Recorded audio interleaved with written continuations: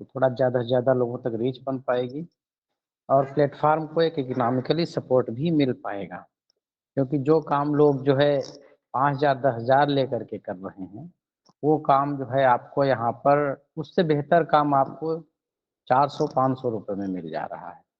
तो ये आप लोगों के सहयोग का ही परिणाम है, वरना जो है चीज़ें बहुत आसान है नहीं करना। आप लोगों से बहुत सारे साथी हैं ऐसे जो दिल से सपोर्ट करते हैं प्लेटफ़ॉर्म को, कई जगहों से उन्होंने रिकमेंड किया है, कई साथी उनके रिकमेंडेशन से जो है जॉइन भी किए हैं और कुछ साथी वो सबसे ज़्यादा हमारे धन्यवाद के पात्र हैं, जो पिछले लगभग 1 साल से जो है हमें इस प्लेटफ़ॉर्म को सपोर्ट कर रहे हैं। हम लोग जो है 200, 300, 400 जिस महीने जितना कंट्रीब्यूशन आया है, सब लोगों ने दिया है कि हमको यूनिक चीज़ें मिल जाएँ। भाई देखो मार्केट की बुक सब पर लोग पढ़ते हैं, उत्तर प्रदेश में जितने भी कोचिंगें हैं, सब लोग जनरली कोचिंग करते हैं। तो वहाँ से अलग हट के कुछ चीज़ें अगर हम कर लेंगे, तो वही चीज़ें हमें जो है थोड़ा यूनिक बनाएँगी। तो यहाँ पे चीज़ें जो आपको मिलती हैं, तो वो मैं तो ऐसा सोच के करता हूँ कि शायद अन्य कोचिंगों में नहीं मिलती हैं। जितना हमारी जानकारी में है और हो सकता है मिलती हो कहीं पर तो मुझे जानकारी उसकी नहीं है। अभी आज का प्ले पढ़ते हैं, फिर इसके बाद जो है आप लोग खुद ब देखेंगे, समझेंगे कि वो चीज़ें मिलती हैं कहीं पर कि नहीं मिलती हैं। स्क्रीन हमारा विज़िबल हो गया है सभी को? बता दीजिए। Yes sir. जी सर, जी सर। चलिए।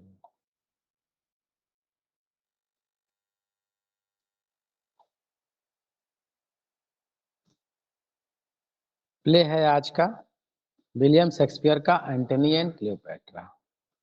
ये एक ट्रेजेडी है, लेकिन ये जो है ग्रेट ट्रेजेडी इसमें नहीं आती है, ये जो है एक रोमन ट्रेजेडी में आती है। अभी हम लोगों ने जूलियस सीजर कल पढ़ा था और उसी से जो है संबंधित ये भी प्ले है। तो इन दोनों को अगर पढ़ लेंगे तो कहानी थोड़ा ठीक-ठाक समझ में आ जाती है और जूलियस सीजर पढ़ने के बाद इसे पढ़ते हैं तो थोड़ा अच्छे समझ में आता है। चलिए देखते हैं कमिंग ईयर जो है इस प्ले की जो है 1606 से 07 के बीच में मानी जाती है और फर्स्ट पब्लिकेशन इसका जो है 1623 में होता है। फेज जो है विलियम जे लॉन्ग के अकॉर्डिंग जो है ये थर्ड आता है, जो कि 1600 से 1607 के बीच में माना जाता है। सेटिंग जो है इस प्ले की जो है कई जगह पर सेट होता है ये प्ले, जिसमें जो प्रमुख लोकेशंस हैं अलेक्जेंड्रिया है, इजिप्ट है, रोम, इटली और कई अन्य जो है बैटलफील्ड्स भी आते हैं, जैसे फिलिप्पी वगैरह। बैक एक्टिव का यहाँ पर चर्चा आती है एक्टिव। थीम जो है इसकी love, pleasure, decadence, honour, loyalty, betrayal, strategy, manipulation, power, message, warning and ominous, gender role आदि चीजें हो सकती हैं। कई चीजें इसलिए डाल देते हैं क्वेश्चन कहीं से भी बने तो आप उसको अच्छे से कैच कर लें। ट्रेजिक फ्लॉ जो है इस प्ले का लाइसेंसियस सेक्सुअलिटी या लस्ट एक अट्रैक्शन एंटी जेंडर अट्रैक्शन जो है इसका ट्रेजिक फ्लॉ होता है। एंटनी जो है क्लियोपैट्रा के प्यार में जो है इतना जो है अट्रैक्ट हो जाता है कि अपनी जो है राजपाट भी वो सब छोड़ देता है और वहीं से चीजें जो है ट्रेजिडी की तरफ बढ़ने लगती हैं। ये प्ले जो है बहुत ही एक मॉरल मैसेज देता है कि चीज़ों को जो है किस हिसाब से संतुलित किया जाए, वरना ज़िंदगी में जो खुशहाली चीज़ लेकर के आती वही कैसे ही एडवर्स सिचुएशन क्रिएट कर देती है। सोर्स इसका जो है क्योंकि रोमन प्ले है और रोमन प्ले जो है जितने भी शेक्सपियर के हैं वो सब जो है प्लूटार्च लाइफ से मेजर तौर पे जो है वो उस पे डिपेंड है और वहाँ से इन्होंने सोर्स लिया हुआ है। नंबर ऑफ कैरेक्टर्स टोटल इसमें जो है 57 मेजर कैरेक्टर्स हैं। इसका जो है हम ओरिजिनल प्ले से कुछ इसके फैक्ट देख लेते हैं, तब जो है हम इस पे अपनी नोट्स पर आते हैं। आप लोगों के सामने जो है हमारा ओरिजिनल प्ले का एक स्क्रीन डिस्प्ले हो गया होगा, दिख रहा है? जी सर। अब देखिए यहाँ पर जो है आपको जो इसके टोटल कैरेक्टर्स दिख रहे हैं, ये 57 कैरेक्टर दिख रहे होंगे। और यहाँ पर जो है आपको सीन इधर दिख रहे होंगे लेफ्ट साइड में, 42 सीन्स हैं और इसमें 5 एक्ट के जनरली इनके वर्क रहते हैं, तो 5 एक्ट ये भी है। लेकिन सबसे ज़्यादा जो सीन जिस एक्ट में है, ये थोड़ा एक नोटेबल फैक्ट हो सकता है कि एक्ट 3rd में 13 है और एक्ट 4th में 15 सीन। तो सबसे ज़्यादा सीन इस एक्ट में है, तो यहाँ से भी एक फैक्ट अपना निजी बनता है। तो 3 में जो है 13 और 4 में जो है 15 जो है इसके सीन देखने को मिलते हैं। टोटल 5 एक्ट हैं और जो वो एक्ट 5th है इसमें जो है 2 ही सीन होते हैं। इसमें ये इतने कैरेक्टर सारे दिए हुए हैं इस ओरिजिनल प्ले में इनके, लेकिन हमने सिर्फ उतने ही कैरेक्टर्स को अपने नोट्स में शामिल किया है जो कि हमारे एग्जाम के पॉइंट ऑफ व्यू से काफ़ी इम्पॉर्टेंट हो सकते हैं। अब आते हैं, हम देखते हैं अपने नोट्स पे। तो जो कैरेक्टर इसमें हमने पहला लिया मार्क एंटनी, जो ट्रेम्ब्रेट है इसका, ऑक्टेवियस सीजर है, ट्रेम्ब्रेट है और लेपिडस, ये तीनों जो है एक त्रिमूर्ति बनते हैं जो वहाँ पर सीजर, जूलियस सीजर जो इसके पहले प्ले पढ़े हैं, वहाँ पर कॉन्स्पिरेटर्स को हराते हैं फिलिप्पी में और पुनः जो है ऑर्डर को रिस्टोर करते हैं। सेक्स्टस पोम्पियस है जो कि यहाँ पर एज ए अपोनेंट वर्क कर रहा है, और डोमिटियस है इनार्बस जो कि फ्रेंड है एंटनी का, वेंटिडियस फ्रेंड है एंटनी का, इरास फ्रेंड है एंटनी का, और स्कारस है जो कि एंटनी का फ्रेंड है, और डेरसेटस डेरसेटस फ्रेंड है एंटनी का, डेमेट्रियस काफ़ी अच्छी स्पीचेस बोलता है, फ्रेंड है एंटनी का, फिलो, ये कैरेक्टर इसलिए इम्पॉर्टेंट है क्योंकि प्ले की शुरुआत इसी से होती है, फ्रेंड है एंटनी का, और मैसेनस फ्रेंड है सीजर का, सीजर का मतलब है जूलियस सीजर नहीं है, ये ऑक्टेवियस सीजर है, अग्रिप्पा फ्रेंड है सीजर का, और डोलाबेला ये भी कैरेक्टर इम्पॉर्टेंट है क्योंकि जो एंटनी की शादी होती है ऑक्टेविया से, तो उसमें जो है सबसे अहम भूमिका अग्रिप्पा जो है निभाता है, इसी की वजह से ही इनकी शादी होती है। डोलाबेला है फ्रेंड है सीजर का, और प्रोकुलियस है जो फ्रेंड है सीजर का, अथीडियास है फ्रेंड है सीजर का, अक्कालस है फ्रेंड है सीजर का, मेनस है ये फ्रेंड है पोम्पी का। पोम्पी एक कैरेक्टर ऐसा है जो इसमें जो है एक ट्रेमुलाइज चीजें लाता है, एक तूफान टाइप में खड़ा करता है, वो जो है रोम पर आक्रमण करने वाला है, उसी में सब मामला आगे बढ़ता चला जाता है। और एक है कैरेक्टर आपका टारस जो लेफ्टिनेंट है सीजर का, कैनेडियस लेफ्टिनेंट है जनरल एंटनी का, और सीलियस एक ऑफिसर है बेंटिडियस की आर्मी का,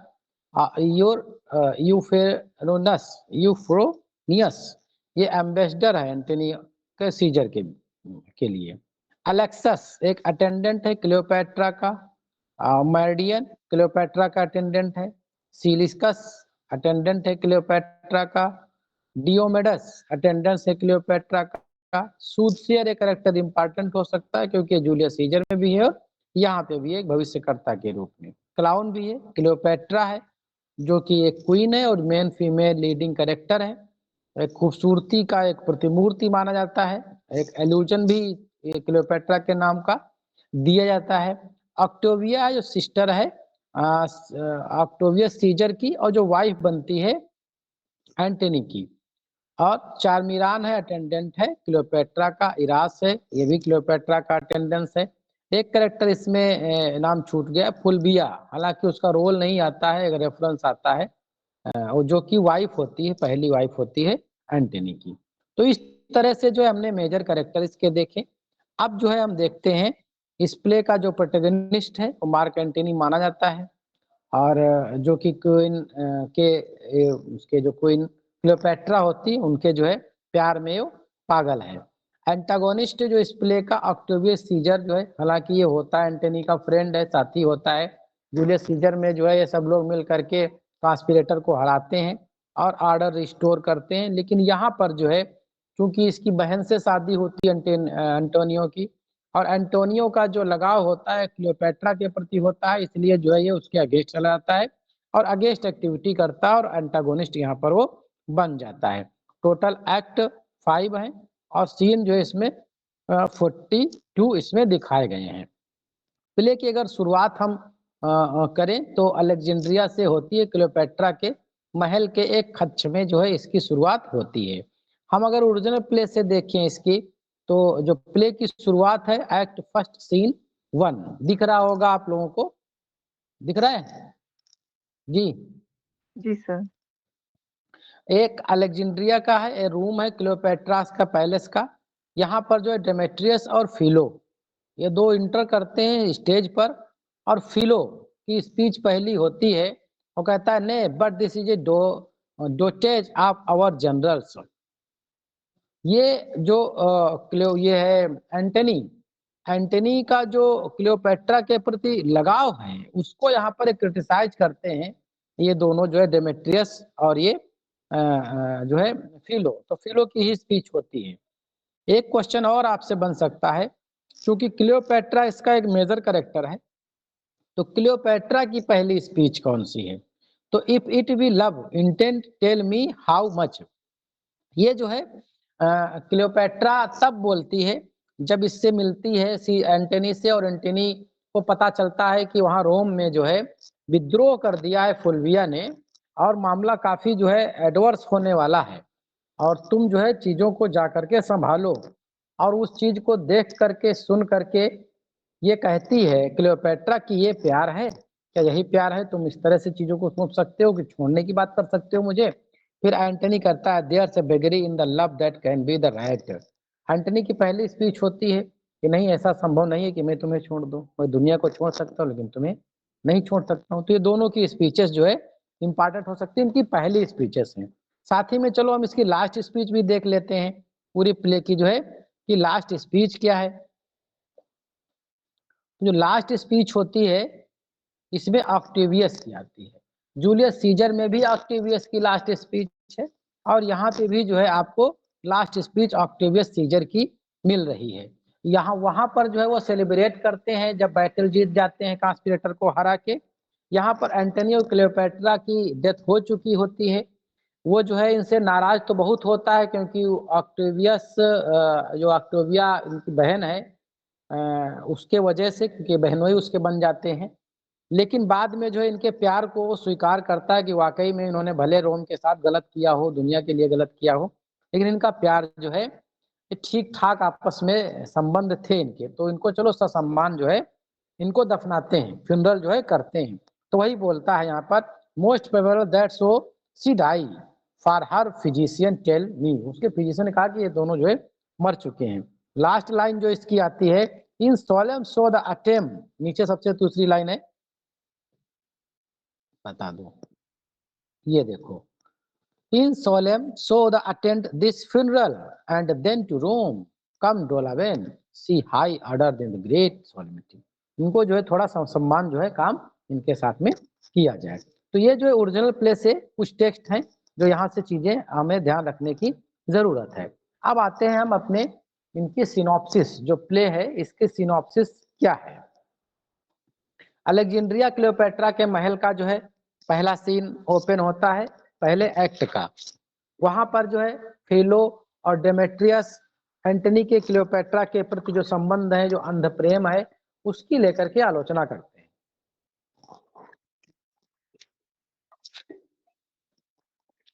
क्लियोपेट्रा और एंटनी के बीच जो है कुछ बातचीत होती है। इसी सीन में रोम से एंटनी के लिए संदेश आता है कि उसकी पत्नी फुलविया ने विद्रोह कर दिया है और रोम संकट में है। एंटनी रोम की समस्या की परवाह नहीं करता है और क्लियोपेट्रा के साथ मिंगल रहता है। प्रियांशी मैम वो लिंक शेयर कर दीजिए, वहां पब्लिक ग्रुप पे भी शेयर कर दीजिए। Okay sir. फेमस स्पीच जो है इसकी फिलो की, जो भी हमने ओरिजिनल टेक्स्ट से आपको बताया, the triple pillar of the world transform into the strumpet's fool. Antony की आलोचना करता है कि ये जो है एक तीसरा खंबा था, जो ट्रैम्बर थे उसका एक सबसे मजबूत ये पिलर था, अब वो बेवकूफ बना जा रहा है इस महिला के प्रेम में। एंटनी यहाँ पर बोलता है let Rome in the Tiber melt. अपने प्रेम को त्यागने की भावना उसके अंदर है नहीं। वो सोचता कि नहीं, ऐसा तो नहीं होगा कि हम प्यार तुमसे नहीं करते हैं और तुमको छोड़ के चले जाएंगे। ऊंची जो होता है वो होने दो। सीन 2 में जो क्लियोपेट्रा के महल का दूसरा कक्ष है, क्लियोपेट्रा की जो सेविकाएं हैं और वो जो है भविष्यकर्ता जो सूटसेयर है उससे अपने भविष्य के बारे में जानने का प्रयास करती हैं। एंटनी को अपनी पत्नी फुल्विया की मृत्यु का समाचार मिलता है।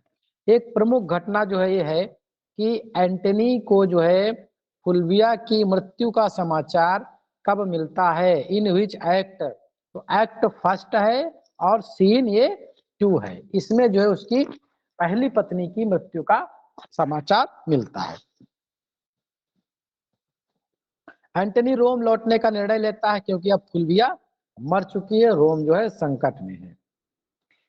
फेमस स्पीच यहाँ पर एंटनी बोलता है, these strong Egyptian fetter I must break or lose myself in dotage. Cleopatra के मोह से जो है वो चाहता है कि हम वहां जाएं, अपना रोम देखें, लेकिन उसका आकर्षण इतना ज्यादा है कि उससे जो है वो निकल नहीं पाता है।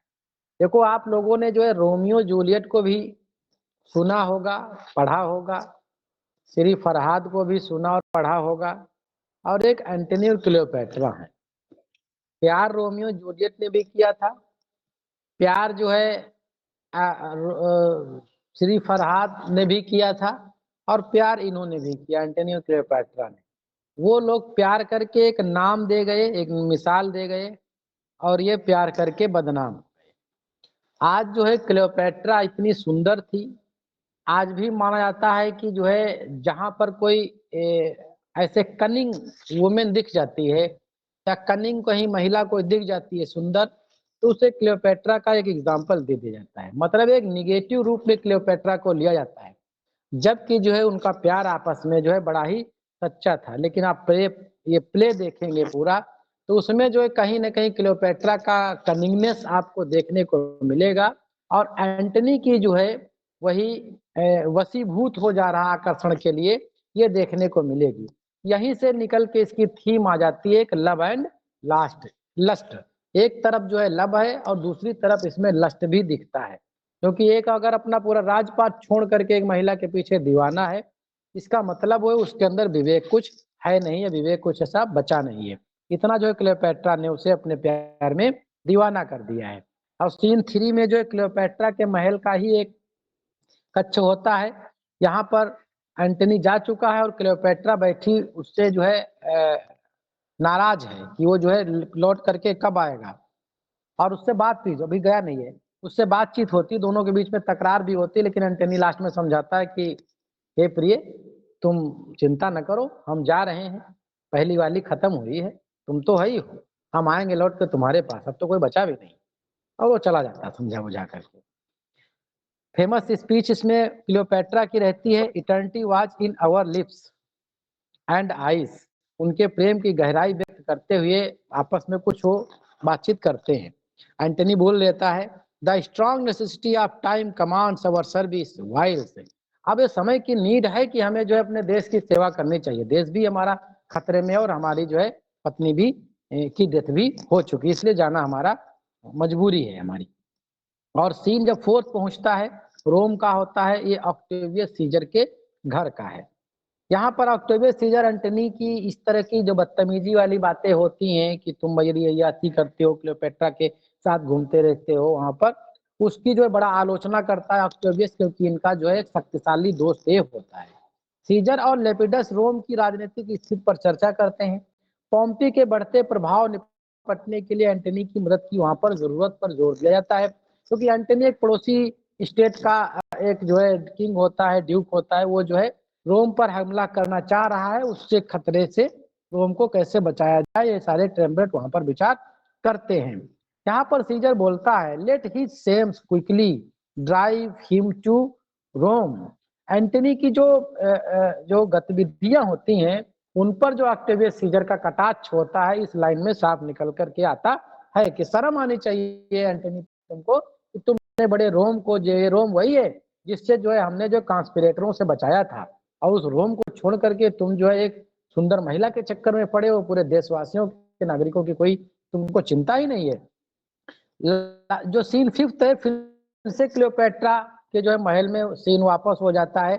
क्लियोपेट्रा के चले जाने का दुख मना रही है यहाँ पर एंटनी के चले जाने का क्लियोपेट्रा, और वो अपने जो है सेविकाओं से कहती है कि मुझे जो है मांड्रागोरा पीना चाहती है। ये एक वर्ड ध्यान रखिएगा, एक एल्यूजन है, हालांकि ये जो है जनरली एल्यूजन यूज नहीं करते हैं, मिल्टन एल्यूजन के लिए ज्यादा फेमस है, लेकिन इनके कई प्ले ऐसे हैं जहां पर इनके एल्यूजन मिलेंगे और पुराने एल्यूजन मिल जाते हैं, उस समय के प्रचलित एल्यूजन भी देखने को मिलते हैं। तो मांड्रागोरा एक जो है एक पेय पदार्थ होता है, जो एक कह सकते हैं कि लाइक ए लिक्कर, एक शराब के जैसा, से कॉकटेल पार्टी लोग करते हैं, पिक्चरों में देखे होंगे, तो कॉकटेल टाइप में ही होता है ये, लेकिन ये जो है हर्ब से बनाया जाता है, वहां उस समय प्रचलित था। और उस समय माना था कि जो वहां की जो होती थी जो वेश्याएं होती थी या जो विचेस होती थी, उनका जो है पसंदीदा जो है पेय पदार्थ हुआ करता था। तो ये भी चूंकि नशीला काफी होता था, उससे चिंता जो है दूर हो जाती है, लोग आज भी जो है टेंशन में पीते हैं, खूब सुट्टा मारते हैं, वही ये भी करना चाहती है। दर्द है, दिल टूटा हुआ है, जिगर में आग लगी हुई है, तो कहते हैं लिलाओ, ठंडा पिलाओ हमको। तो अपने साथियों से कहती है कि मांड्रागोरा हमको पिलाओ। तो आपसे पूछा सकता है कि मांड्रागोरा जो है क्या ये? तो एक पेय पदार्थ है जो नशीला होता है। क्लियोपेट्रा कहती give me the drink mandragora that I might sleep out this great gap of the time any Antony is this way। तो जो चाहती है कि हम भी थोड़ा सुकून महसूस करें। अगला जो है पोम्पी का है। पोम्पी कौन है? एक वहां का विरोधी स्टेट वाला है। पोम्पी उसके साथी जो है मेनक्रेटस एंड मेनास रोम के खिलाफ अपनी योजनाएं बनाते हैं। पोम्पी जो है उस समय जो है एंटनी की खूब जो है मजाक उड़ाता है, और जो क्लियोपेट्रा है उसको भी जो है कहता है कि ये कैसी है महिला, और शायद जो है महिला की वजह से ही हम कुछ जो है मजबूत हो सकेंगे। ये जो एंटनी को डिस्ट्रैक्ट करेगी, इसकी वजह से जो है वहां ऑक्टेवियस इसमें विरोध होगा और उसका हम फायदा उठाएंगे। पोम्पी की उम्मीद है कि एंटनी और सीजर के बीच दरार बन जाए और उसका जो है वो लाभ उठा ले। पोम्पी कहता है let witchcraft join with beauty lust with both. ये जो विचक्राफ्ट है, विचक्राफ्ट मतलब जादूगरनी, ये जो ब्यूटी और जो लस्ट से भरी हुई महिला है, इसका शायद जो है फायदा हमें मिल जाए। और ये लाइन बोलता किसके लिए है? क्लियोपेट्रा के लिए बोलता है पोम्पी। और सीन 2 में अगर हम बात करें तो रोम के लेपिडस के घर पे है।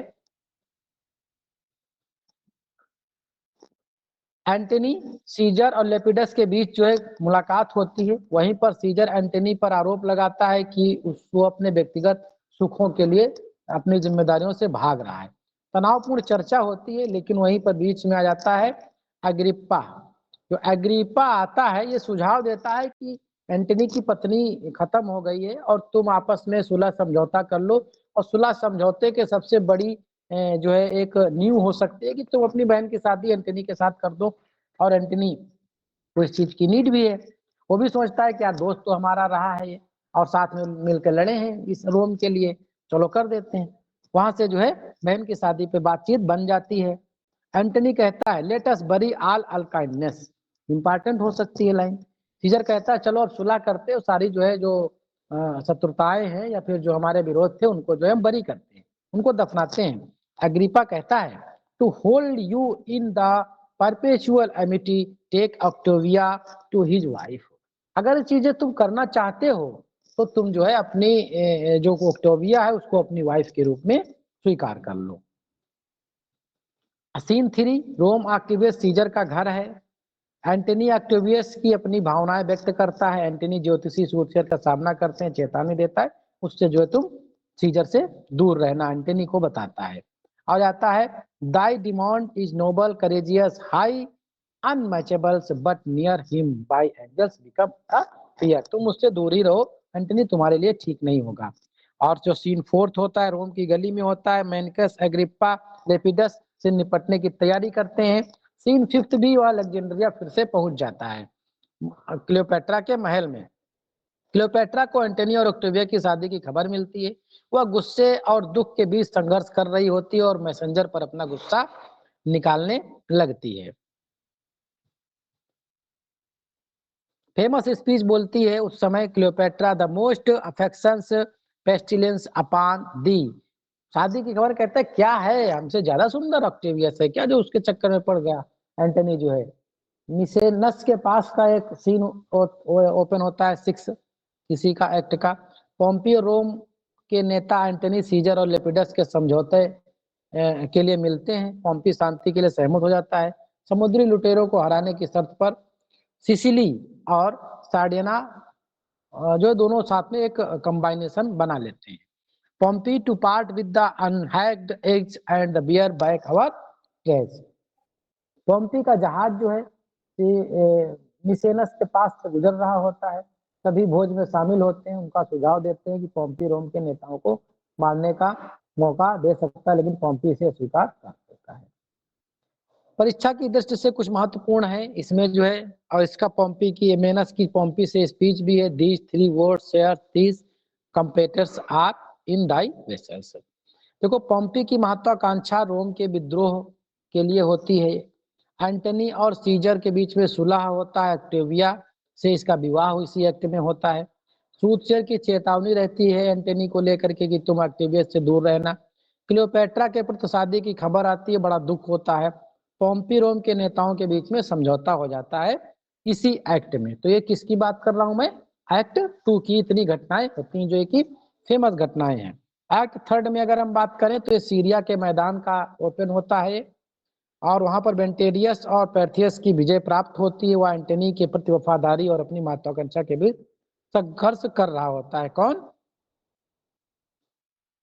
ये वेंटिडियस। वेंटिडियस बोलता है, better to leave under than by our deed acquire too high fame. अपने प्रभु एंटनी की प्रतिष्ठा बनाए रखने की इच्छा वहां पर व्यक्त करता है।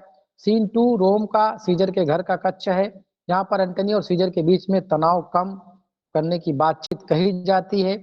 ऑक्टेविया और सीजर के बीच भावनात्मक बातचीत होती है, क्योंकि वो तो सोचती है कि एक तरफ मेरा भाई है और एक तरफ हमारा पति है। अलेक्जेंड्रिया में सीन 3 ओपन होता है जाकर के। क्लियोपेट्रा सीजर की बहन ऑक्टेविया की तुलना करते हुए अपनी स्थिति को लेकर चिंतित है। क्या इतनी सुंदर वो है जो मुझे छोड़ करके वो चला गया। और स्पीच क्या बोलती है, she is as tall as me, she speaks if my status matches hers. क्या वो जो है इतनी लंबी है, इतनी सुंदर है, अपना अपना फिजिकल बताती है कि शायद मेरे से वो कहीं मैच करती नहीं है, अपना जलन वहां पर दिखा रही है।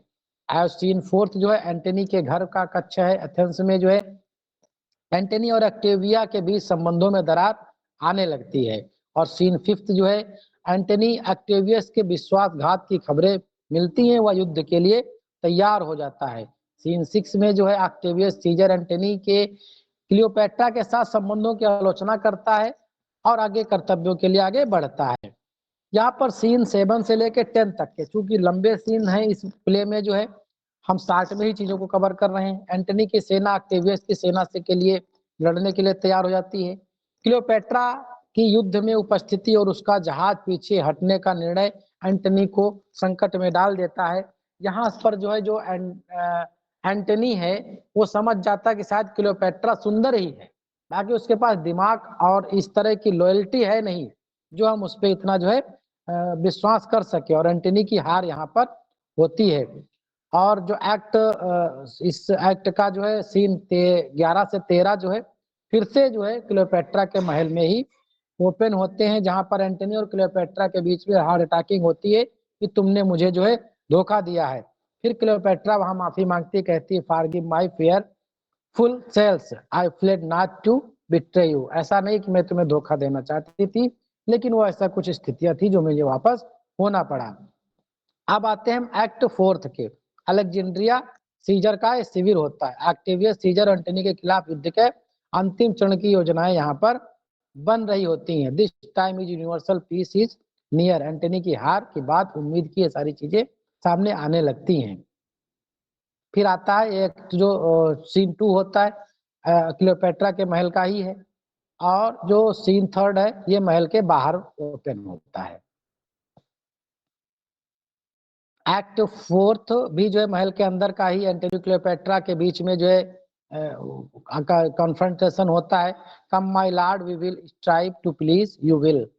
अलेक्जेंड्रिया एंटनी का शिविर है सीन 5 में जो है। और ये सेन से जो है, चूंकि इसमें सीन जो है 15 है, जो 13 to 15 है, क्लियोपेट्रा का जो स्मारक है उसमें जो है एंटनी अपनी तलवार से खुद को घायल कर लेता है। उसको एक कहानी सुनाई जाती है कि शायद वो बताती है कि बताओ जाके एंटनी से कि जो है क्लियोपेट्रा मर गई है, और बताए जाते हैं लोग कि क्लियोपेट्रा मर गई। अब वो इतना प्यार करता है, वो अपने आप को घायल कर लेता है, और वो कुछ नहीं होता है उसका। वो आती है, देखती है कि एंटनी मर रहा है, तो भी अपना जो है, और उधर ऑक्टेवियस आ जाता है कि इसको हम गिरफ्तार कर लेंगे, रोम में ले जाएंगे, इसको नौकरानी बनाएंगे वहां पर। इससे वो सोचती, डर जाती है, तो अपने साथी से कहती है ऐस लाओ, सांप लेकर के आओ, और उससे जो है वो कटवा करके अपने आप को भी वो खत्म कर लेती है एक्ट 4 में। इस तरह से जो है लास्ट जो सीन आता है इसका,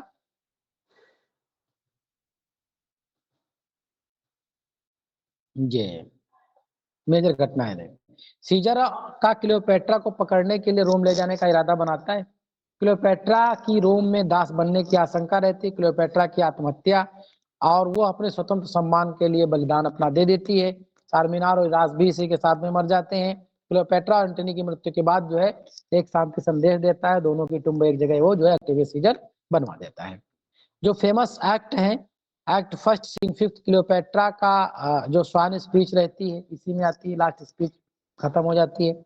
और एक्ट फोर्थ सीन जो 12 आता है, एक ट्रेजिक कंक्लूजन लेकर के आता है। क्लियोपेट्रा की जो डेथ होती है वहां पर जो है। मेजर इंसिडेंट जो है एक्ट फर्स्ट सीन फर्स्ट में जो है वही स्ट्रगल दिखाया जाता है, डिवाइडेड। एक्ट थर्ड सीन 10 में जो बैटल ऑफ एक्टिम आता है, इंपॉर्टेंट हो जाएगा आपके लिए कि बैटल ऑफ एक्टिम कहां पर आता है। एक्ट 4 सीन 15 क्लियोपेट्रा की डेथ हो जाती है। टोटल लाइन्स इसमें जो है 2700 है, और टोटल जो वर्ड्स इसमें जो है लगभग 24,000 के करीब में इसमें डील करे गए हैं। टोटल सॉन्ग्स इसमें लगभग 4 हैं, और ये 4 सॉन्ग्स टोटल जो है एक क्लियोपेट्रा के द्वारा ही सारे के सारे गाए जाते हैं। द सॉन्ग ऑफ द सिसाडा, सिसाडा के नाम से सॉन्ग है, और स्फिनिक्स के नाम से है, और डोप्स है, और फेट, ये सारे सॉन्ग है। फर्स्ट में आता है, 2 में आता है, 4 में, 5 में। टोटल जो इसमें 9 डेथ है। एक्ट 4 के सीन 15 में आती है एक डेथ एंटनी की, और एक्ट 5 के सीन 2 में क्लियोपेट्रा है। इनार्बस एक्ट 4 के सीन 6 में है, सुसाइड कर लेता है। और पोम्पी जो है एक्ट 2 के सीन 6 में आता है, और कई अन्य भी इसमें जो है कैरेक्टर्स छोटे घटनाएं होती है, लेकिन मेजर जो है इतनी ही है। इस तरह से जो है हम लोगों ने फर्स्ट स्पीच जो है हमने पहले बताया फिलो की है, ओरिजिनल प्ले से देख चुके हैं। लास्ट भी स्पीच हम लोग डील कर चुके हैं। और मोस्ट फेमस स्पीच जो है ये कि है क्लियोपेट्रा जब वो पकड़ने वाला होता है तब वो कहती है give me my robe, put on my crowns. ये कहता है कि मुझे जो है राजसी रूप में ही रहना है, मेरा जो है क्राउन मुझे वापस दिया जाए। फर्स्ट स्पीच और लास्ट फर्स्ट स्पीच जो इसकी क्लियोपेट्रा की, ये भी हम ओरिजिनल प्ले से भी हम डील कर चुके हैं। मॉरल मैसेज यही देता है, प्यार करो गलत नहीं है, लेकिन प्यार कहाँ किया जाना चाहिए, कैसे किया जाना चाहिए, इस चीज का भी ध्यान रखा जाना चाहिए। जिम्मेदारियों के से आप विमुख नहीं हो सकते हैं। यहाँ पर जो हैरोल्ड ब्लूम जो है कमेंट करते हैं इस प्ले पर, exploration of the identity and self. AC Bradley highlight the tragic dimensions of Antony and Cleopatra's characters. E.M.W. Tilliard focused on the political and dramatic aspects of the play. तो इस तरह से हम लोगों ने आज एंटनी एंड क्लियोपेट्रा के play को ओरिजिनल प्ले, ओरिजिनल जो इनका टेक्स्ट है, और अपने सेल्फ नोट्स के माध्यम से कुछ एग्जाम ओरिएंटेड पॉइंट्स जो है हमने यहाँ पर कवर किए। किसी भी वर्क पे, किसी भी प्ले पर ये कहना जो है ठीक नहीं होता है कि हमने सब कुछ पढ़ लिया है। आपके पास ओरिजिनल टेक्स्ट की बुक भी होगी, मेजर प्लेस शेक्सपियर के आते हैं वो भी होंगे आपके पास, वहां से चीजों को पढ़िए और भी चीजों को पढ़िए। लेकिन जितनी चीजें हम लोगों ने यहाँ कवर करी हैं, अगर इतनी चीजें हम दिमाग में बनाए रखते हैं और एग्जाम तक एजिटेड चीजें लेके चले जाते हैं, तो यहाँ पर फेमस स्पीचेस भी हमने कवर कर लिया, फेमस एक्ट और फेमस सीन भी कवर कर लिया, कितने कैरेक्टर हैं वो कवर कर लिया, क्रिटिकल कमेंट्स भी कवर कर लिया। लगभग चीजें जो ट्रेंड बन रहा है क्वेश्चन का, टीजीटी का, वो सारे के सारे फैक्ट हमने यहाँ पर कवर कर लिए। इतनी चीजें अगर दिमाग में हमारे बनी रहती हैं, और जिस भी कोचिंग से आप जुड़े हैं वहां कुछ पहले पढ़ ही चुके होंगे, 2022 के बाद अब तक के कोई मार्केट की बुक आप पढ़ ही रहे होंगे, तो 3 चीजें, हमारा नोट्स जो आप कोचिंग में पढ़े हैं वो, लेवल आपका और कोई मार्केट की एक बुक का, तो 2-3 चीजों को मिला लेते हैं तो आप खुद ये जज करने में सक्षम हैं कि क्या इतना हम लेवल अगर बना लेंगे तो सिलेक्शन हमारा हो जाएगा कि नहीं हो जाएगा। क्योंकि अब आप सभी लोग स्कॉलर हैं, 2 साल से लगातार लगभग पढ़ रहे हैं, अब सबके स्कॉलरशिप का लेवल जो है आ गया है, टीचर सभी लोग। ये कोई कोचिंग वाला कह ले कि इतना पढ़ लो भैया तुम्हारा सिलेक्शन हो जाएगा, या इतने बिल्कुल ना पढ़ना, वो शायद आपके लिए अब वो लेवल रहा नहीं। अब आप चीजों को कंट्राडिक्टरी या आर्गुमेंटल व्यूज अपने दे सकते हैं, क्या ये हमारे लायक हैं कि नहीं है। तो आज का हमारा प्ले यहीं तक के रहेगा, और लिटरेरी टर्म जो है आपका कल मिलेगा। कल जो है हम प्ले नहीं करेंगे, कोई लिटरेरी टर्म पढ़ाएंगी प्रियांशी मैडम, और हिस्ट्री भी संभव अगर हो सकेगा, टाइम मिलेगा तो चलेगा, क्योंकि एक दिन जो है लिटरेरी टर्म और हिस्ट्री पढ़े हम लोग, और बाकी जो है हम सारे प्ले पे पढ़ें, ताकि सब पे एक समय से चीजें की जा सके। जी, हमारे